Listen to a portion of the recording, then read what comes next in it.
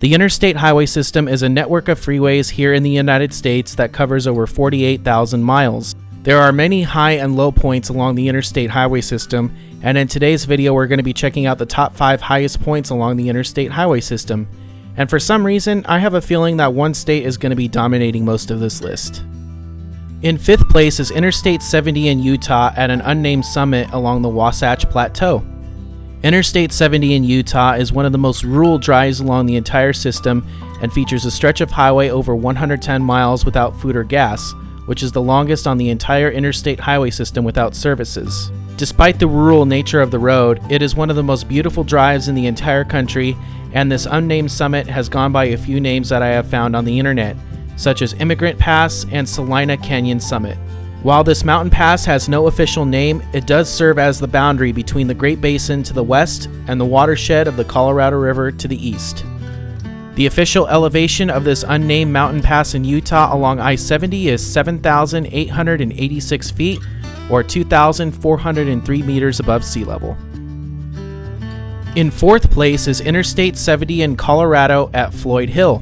Floyd Hill sits at the top of a mountain ridge along Interstate 70 before it descends down into Clear Creek Canyon as it makes its way up toward Idaho Springs.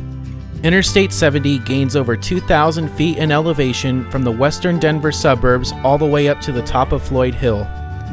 The views of the Rocky Mountains to the west and the Great Plains to the east along this stretch of I-70 are a sight to behold in person. Floyd Hill sits 7,940 feet, or 2,420 meters above sea level.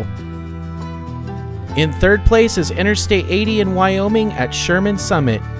Sherman Summit is located about 30 miles west of Cheyenne, Wyoming, and Sherman Summit is located in the Laramie Mountains, which are a sub-range of the Rocky Mountains.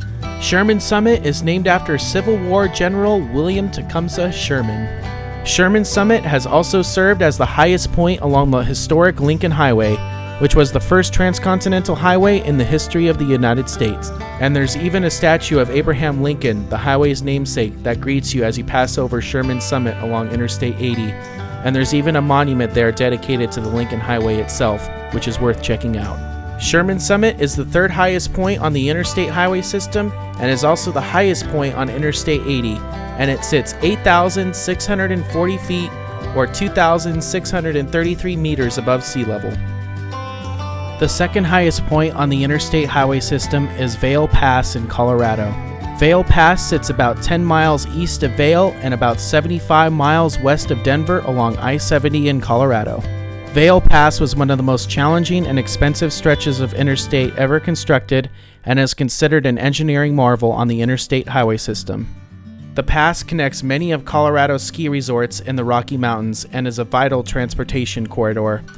I-70 was constructed over Vail Pass beginning in 1973 and fully opened to traffic by 1978. Vail Pass sits 10,662 feet, or 3,249 meters above sea level. And finally, what you all have been waiting for. The highest point on the interstate highway system is the Eisenhower Tunnel along Interstate 70 in Colorado. Colorado is home to many of the tallest mountains in the United States, and as a result is home to many of the highest points on the interstate highway system. The Eisenhower Tunnel is a 1.6-mile long tunnel that cuts right under the continental divide of the Rocky Mountains in the United States. The first tunnel, the Eisenhower Tunnel, was constructed in 1968 and opened to traffic in 1973. Not too long after, a second tunnel was constructed, and that one opened to traffic in 1979. It is known as the Edwin C. Johnson Memorial Tunnel.